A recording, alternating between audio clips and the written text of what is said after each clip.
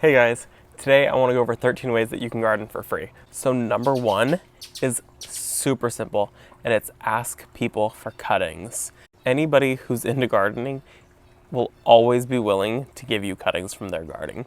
I have given so many people little starts from other plants. I've given people cuttings from plants, and I've also received a ton. I've actually had some neighbors who have just dropped stuff off in our driveway, some cuttings, and then I had free plants. My sister just came back from Texas actually, and she got some cuttings from my mom, and she gave me one of the extras that she had. Number two is you can make your own plant tags.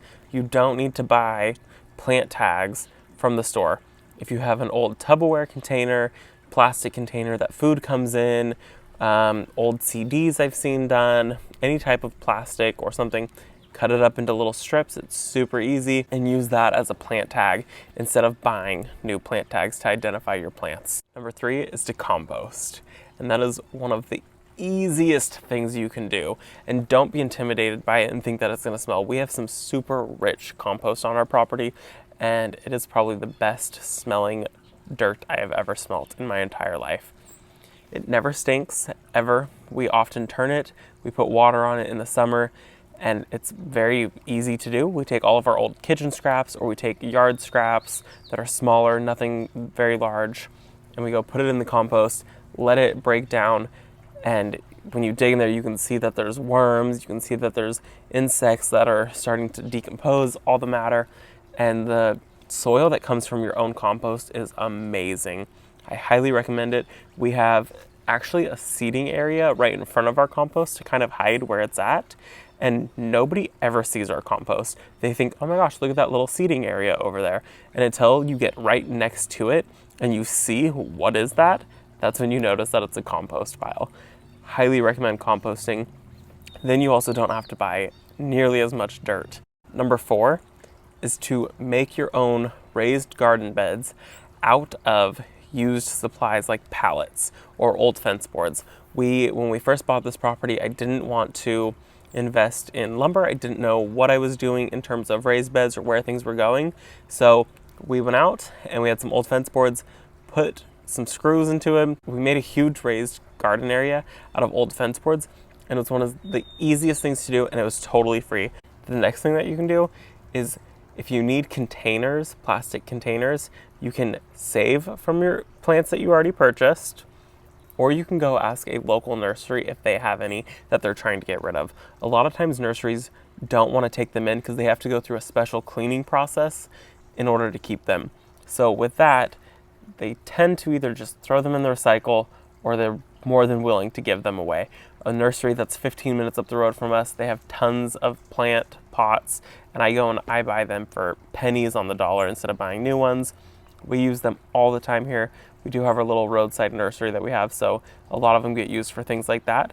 But they make really good like yard waste buckets. So when I am wandering around the property and I don't want to carry the big huge kangaroo pouch, I'll use a plastic container that a tree came in or something like that. And then we also do it to transplant some seedlings into bigger containers until the time is right to put them in the ground.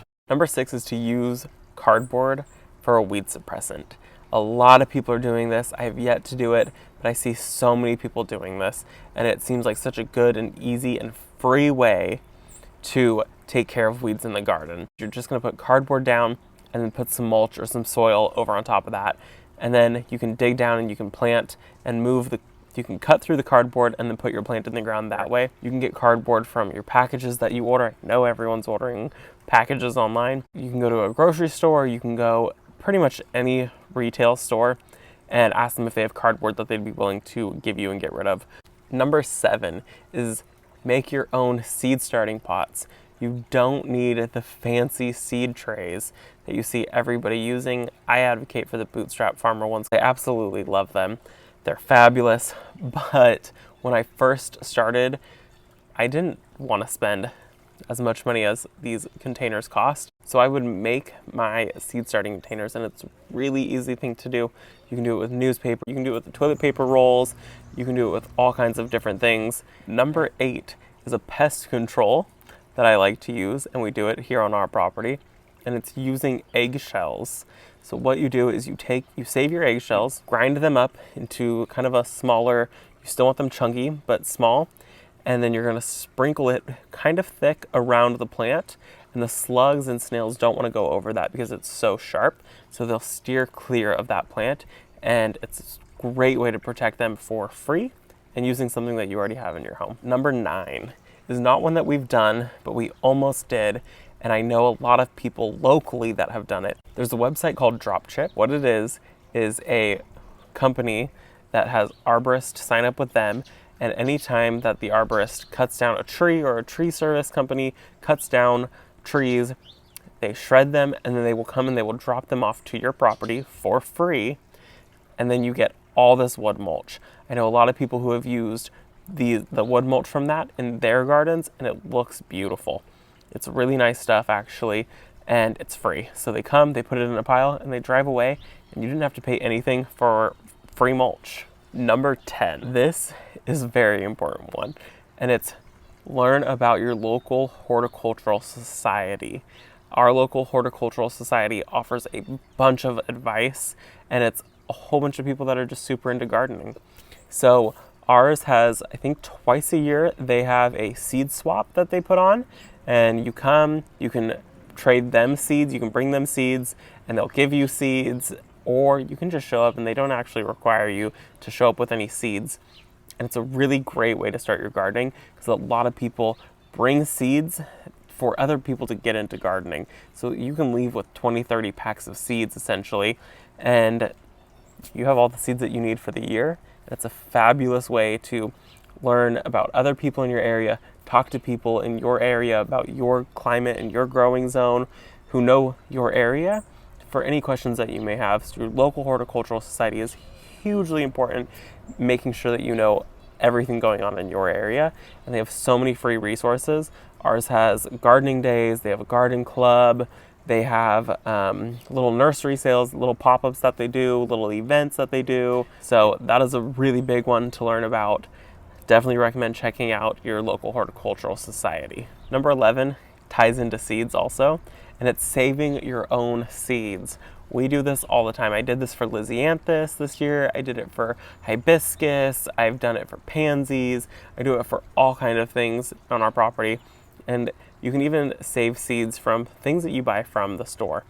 You might not know exactly what you're gonna get from store-bought ones, and they may or may not germinate because a lot of things are sprayed with a growth inhibitor, and that does kill some of the seeds. But you can still save seeds from them and try. There's no harm in just trying. So I highly recommend saving at least some seeds from your garden. That's one less thing that you have to buy each year. Number 12 is my favorite thing to do, and that is to propagate and divide your plants. I do this with so many plants on our property. I just took cuttings from our willow tree. I'm going to be taking, after this video is over, I'll be taking cuttings from an anemone that we have. I'll be digging up and dividing those. We take cuttings from our arborvitae. We take cuttings from coleus, from roses. Pretty much every plant that's out there, you can either take a cutting from or you can divide it. So highly recommend doing it for at least one plant this year. And it's a great way to get free plants. We took cuttings from our coleus last fall, and I wintered them over inside, and I now have about 30 coleus that are ready to go outside for this year. So that saves you a ton of money, and all I had to do is take cuttings and use a little bit of my time and space inside to grow all of these. Number 13, last but definitely not least, is to just grow plants in old containers. In old Tupperware containers, in old plastic containers. It doesn't need to be anything fancy. You don't need to go out and buy a $25 pot, a $30 pot, a $100 pot. Just use what you have. We start a lot of stuff in old plastic Tupperware, and it's so easy to do. I sprinkle seeds in there, and then I can move them and divide them into an individual little Tupperware or an old plastic container that I have, and that is one of the easiest things to do, in my opinion, is to just use old containers that you have already lying around. It's free and it's easy. So that is my list of 13 things to do in the garden that are free and easy. I highly recommend at least picking up one of these. Let me know if you're already doing some of them. I would love to hear if you have other ones that I didn't have on this list. Thanks guys for watching. We'll see you in the next one. Bye. You come right here. You sit. You sit. Today I want to go over 15 ways. Nope, 13 ways. 1, 2, 3, 4. Let me grab a mic.